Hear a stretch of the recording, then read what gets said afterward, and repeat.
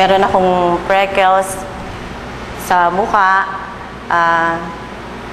Gumamit ako ng iba-ibang klase ng sabon.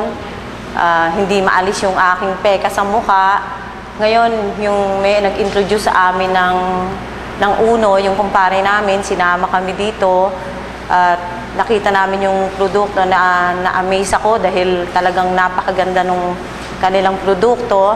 Tinry ko yung Gluta soap nila. Talagang sabi ko, tignan ko nga kung talagang maaalis yung pekas ko dahil lahat na ng sabon, lahat na ng mga papaya soap, mga whitening soap, mga cream, ginamit ko talagang hindi siya maalis. Pero talagang amazed ako. 1 week lang ako gumamit ng Gluta soap. Talagang naglighten yung aking freckles sa mukha.